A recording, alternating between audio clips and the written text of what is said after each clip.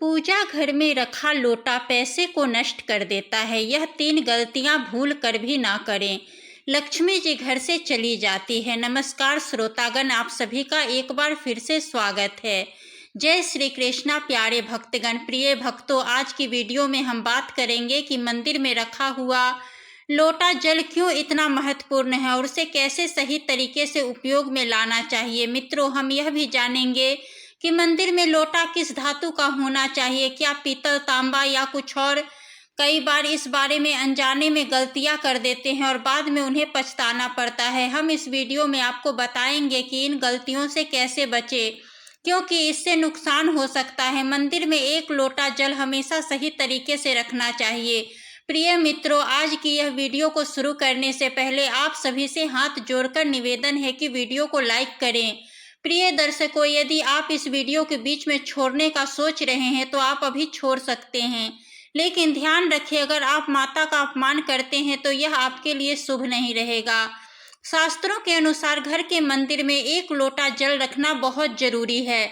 जल ऊर्जा को संचित करता है। जब आप पूजा करते हैं, मंत्र जपते हैं या भगवान से प्रार्थना करते हैं तो इस सभी की ऊर्जा उस जल में समाहित हो जाती है। यही कारण है कि मंदिर में जल रखना आवश्यक है। सुबह की पूजा के दौरान एक लोटा जल मंदिर में रखें और दीपक जलाएं। यह अग्नि और जल के संतुलन का प्रतीक है। पूजा के बाद इस जल का उपयोग शुभ कार्यों में करें, जैसे पौधे में डालना या घर में छिड़काव करना। यह सकारात्मक ऊर्जा को बढ़ाता है। भक्तों, सुबह की पूजा के समय हम मंदिर में जल रखते हैं। अगली सुबह जब आप पूजा करने जाते हैं, सबसे पहले उस जल का उपयोग करें। आप पूरे घर में उस जल का छिड़काव कर सकते हैं। यह जल आपके घर को शुद्ध करता है, क्योंकि यह सकारात्मक ऊर्जा से भरा होता है। इससे कई बीमारियां भी दूर हो जाती है और घर में नकारात्मकता ऊर्जा का प्रवेश नहीं होता। अगर दोस्तों आप नियमित रूप से इन जल का छिड़काव करते हैं तो आपके घर की समस्याएं धीरे धीरे समाप्त होने लग जाती है।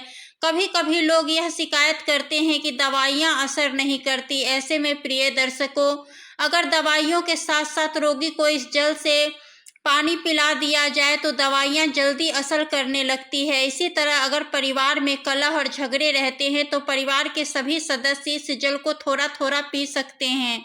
इससे धीरे धीरे सकारात्मक विचारों का प्रवाह शुरू होता है और घर में शांति और समन्वय आता है। अगर आपका कोई व्यापार है या दुकान है तो इस जल का थोड़ा सा छिड़काव वहां भी करें। यह आपके व्यापार को सफल बनाता है और किसी भी तरह की परेशानी से बचाता है। मित्रों, मंदिर में एक लोटा जल रखना उतना ही आवश्यक है जितना कि आप रोजाना भोजन करते हैं। जब हम भगवान की पूजा करते हैं तो तांबे या पीतल के पात्र में एक लोटा जल जरूर रखना चाहिए। यह जल एक सागर की तरह होता है और हमारे जीवन के दुखों को समाप्त करने में मदद करता है। यदि कोई व्यक्ति भगवान की रोजाना भोजन नहीं करा सकता तो वह मंदिर में एक लोटा जल रख सकता है, जिससे उसकी पूजा पूरी होती है, ताकि भगवान इसे ग्रहण करे और यह जल रूपी प्रसाद अगले दिन सुबह आप प्रसाद समझकर ग्रहण करें। लेकिन याद रखें, मंदिर में रखा जल कभी भी तुलसी में अर्पित नहीं करना चाहिए, क्योंकि यह जल सभी देवता ग्रहण करते हैं। मित्रों, अगर आपके घर में लड्डू गोपाल या राधा कृष्ण है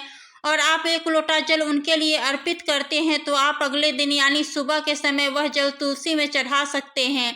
मंदिर में रखा जल अगले दिन यानी सुबह अपनी आंखों को धोने के लिए प्रयोग करें। इससे आंखों की रोशनी बढ़ती है और आंखों की बीमारियां दूर होती है। शास्त्रों के अनुसार जो लोग मंदिर में एक लोटा जल भरकर नहीं रखते, उनके घर में अकाल पड़ जाता है, घर की स्थिति खराब हो जाती है, परिवार में मुसीबतें आ जाती है और गरीबी का सामना करना पड़ता है। आप चाहे तो एक लोटा जल में फूल आदि डालकर रख सकते हैं, जो बहुत ही शुभ माना जाता है। अब बहुत से लोग यह सवाल पूछते हैं कि मुख्य द्वार पर जल छिड़कने का सही समय और तरीका क्या है।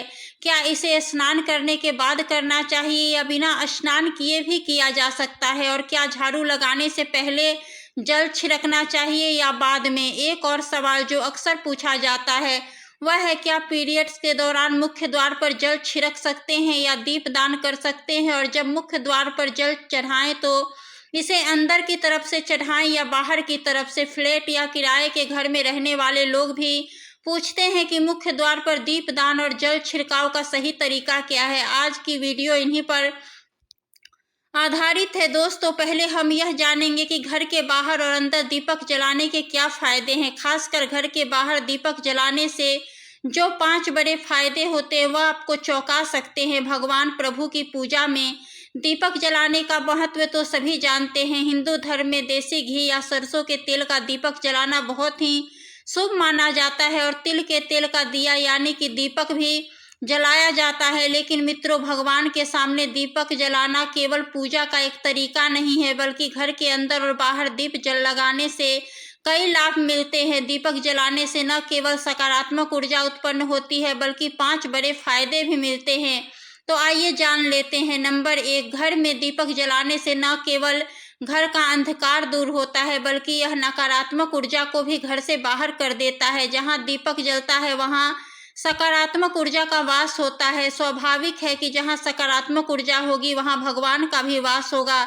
इसीलिए शाम होने से पहले दीपक जलाना शुभ माना जाता है। तेल से जलने वाले दीपक का असर उसके बुझने के बाद भी आधे घंटे तक बना रहता है, जबकि शुद्ध देसी घी का दीपक वातावरण को करीब 3 घंटे तक सकारात्मक रखता है। नंबर 2, जब घर में शुद्ध घी या सरसों के तेल का दीपक जलता है तो उसके धुएं से घर के माहौल में सात्विकता आती है। यह धुआं हानिकारक कणों को नष्ट करता है और वातावरण को शुद्ध बनाता है। मित्रों, नंबर 3, सुख समृद्धि का वास। जिस घर में भगवान के सामने दीपक जलाया जाता है वहां माता लक्ष्मी की कृपा बनी रहती है।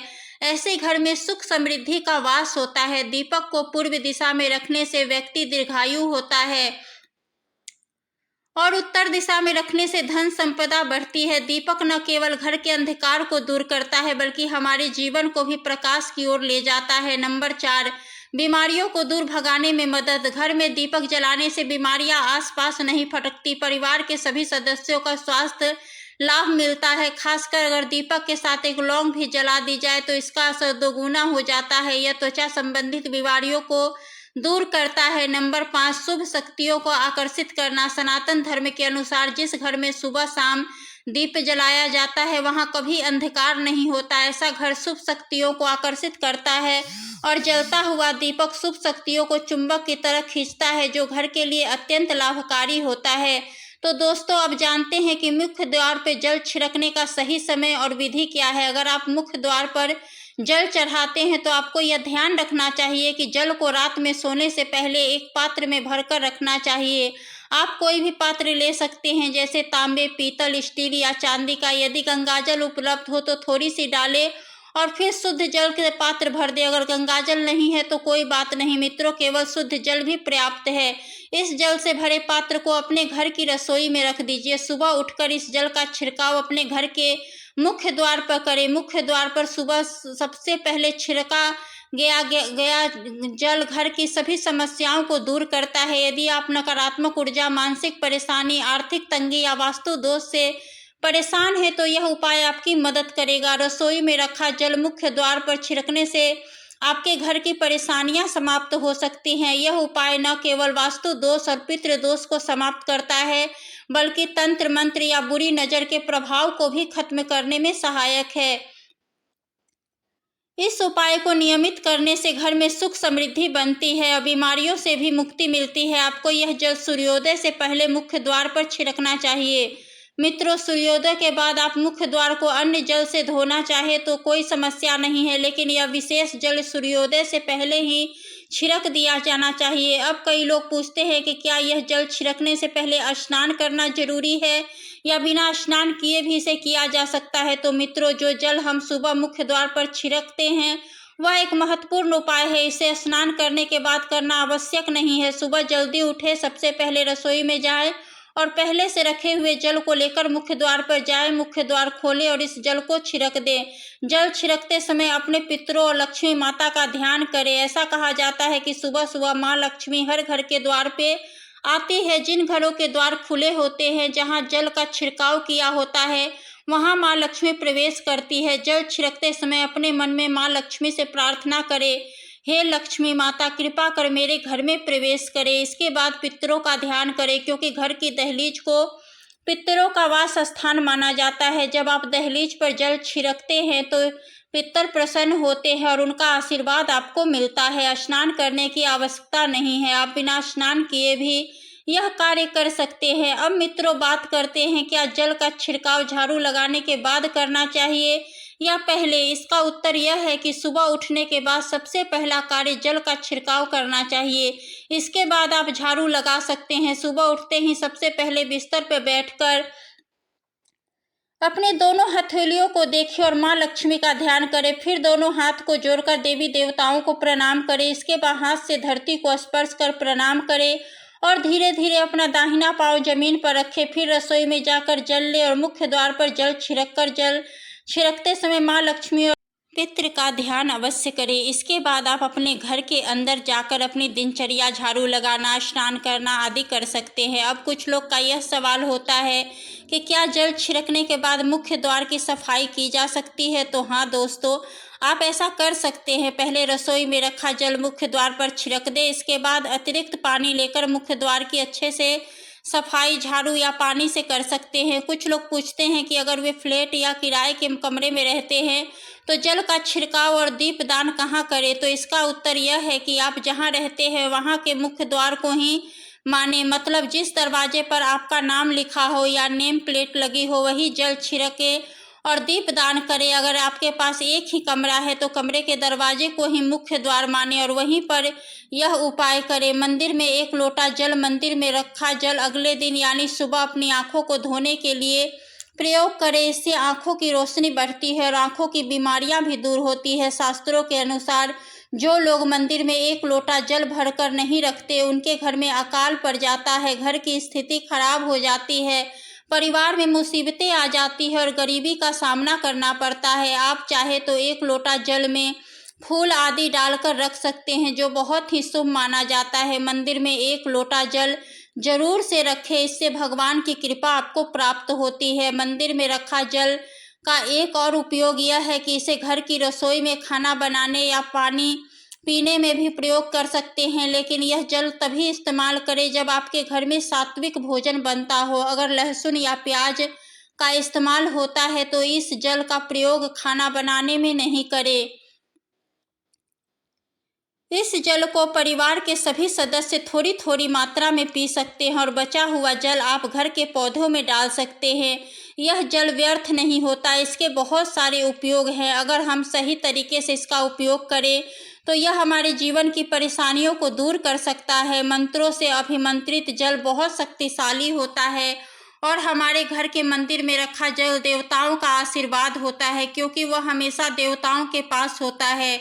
इस जल में सभी सकारात्मक शक्तियां समाहित होती है। अगर हम इसका सही प्रयोग करें तो यह हमारे जीवन में सकारात्मक परिवर्तन ला सकता है। मतलब आप जल को पी खाना बनाने में, छिड़काव करने में इस्तेमाल करते हैं तो इससे हमारी समस्याओं का समाधान होता है। मित्रों, अगर कोई भी कार्य नियमित तौर पे किया जाए तो उसे उसका लाभ जरूर ही मिलता है। कभी कभी करेंगे तो उतना लाभ दिखाई नहीं देगा, लेकिन अगर आप नियम बना ले कि हर रोज उसी जल से घर में छिड़काव करना है, घर के हर व्यक्ति को थोड़ा थोड़ा पीने के लिए देना है, बचा हुआ जल पौधे में डालना है, दुकान पर छिड़कना है, व्यापार स्थल पर छिड़काव करना है, बच्चों की किताबों और तिजोरी में छिड़काव करना है, तो आपको निश्चित ही लाभ और चमत्कार देखने को मिलेगा। इसी तरह से जो रसोई में रखा हुआ जल होता है उसका छिड़काव आप अपने मुख्य द्वार पर रख करें तो इसका लाभ बहुत ही जल्दी दिखाई देगा, लेकिन इसे अपने रूटीन में शामिल करना होगा और प्रतिदिन नियम से यह कार्य करना होगा, तभी आपको लाभ मिलेगा। कई लोगों के सवाल होते हैं कि मंदिर में रखा जल जब हम अगले दिन उठाते हैं तो उसमें कभी कभी कीड़े मकोड़े पड़ जाते हैं, तो क्या हम उसे ढक सकते हैं? तो हाँ, आप उसे पूजा के बाद किसी प्लेट या कटोरी से ढक सकते हैं। जब आप अगले दिन उस जल को उठाएंगे तो वह बिल्कुल शुद्ध और साफ सुथरा होगा। आप इस जल का प्रयोग किसी भी कार्य में कर सकते हैं। जब भी आप घर के मुख्य द्वार पर जल छिड़काव करें तो ओम गणपते नमः जरूर बोले। अब जानते हैं कि दीपक किस पदार्थ का होना चाहिए, लोहे का, तांबे का, पीतल का, कांसे का, स्टील का या मिट्टी का। आखिर घर में कौन सा दीपक रखना शुभ माना जाता है? अगर गलती से भी घर में गलत पदार्थ का दीपक रखा है तो पूरा घर अस्त व्यस्त हो जाएगा, कंगाल हो जाएंगे और बर्बाद हो जाएंगे। देखिए, स्टील के दीपक में पूजा करने से घर में शनि की नाराज किया जाता है। लोहे के दीपक से भी पूजा नहीं करनी चाहिए, क्योंकि इससे घर में गरीबी आ जाती है। बाजार में कांच के दीपक भी आ गए हैं, लेकिन गलती से भी घर में कांच का दीपक न लाए, नहीं तो राहु केतु आपके घर में आ सकते हैं और घर को बर्बाद हो सकता है। कांच का दीपक शनि और राहु को नाराज करता है। तांबे का, पीतल का और मिट्टी का दीपक धन की देवी लक्ष्मी को आकर्षित करता है। घर में कोई भी अन्य प्रकार का दीपक लाना सही नहीं है माना जाता। पीतल, मिट्टी और दीपक ही शुभ और मंगलकारी माना जाता है, क्योंकि यह शनि और राहु केतु को प्रसन्न रखता है, साथ ही मंगल ग्रह का भी असर कम करता है। कच्चा कलावा और रुई से जलने वाला दीपक सर्वोत्तम होता है। जो लोग सूती धागे से हाथ पर बांधने वाली बाती तैयार करते हैं, उसके घर में समस्याएं और गरीबी आ सकती है। रुई और कच्चा कलावा का दीपक ही शुभ माना जाता है। प्रिय मित्रों, इस छोटी सी आदत को बदलें और अपने घर में खुशहाली और समृद्धि लाने का प्रयास करें। याद रखें, साफ सफाई ही माँ लक्ष्मी प्रसन्न होती है और उनका आशीर्वाद घर को धन धान्य से भर देता है। दोस्तों, यह तमाम जानकारी जन रुचि को ध्यान में रखकर दी जा रही है। ज्योतिष और धर्म के उपाय को अपनी आस्था और विश्वास पर आजमाएं। हमारी वीडियो का उद्देश्य सिर्फ आपको बेहतर सलाह देना है। प्रिय भक्तों, आपको हमारी वीडियो पसंद आती है तो हमारे चैनल को सब्सक्राइब करें, वीडियो को लाइक करें और कमेंट करें। धन्यवाद मित्रों।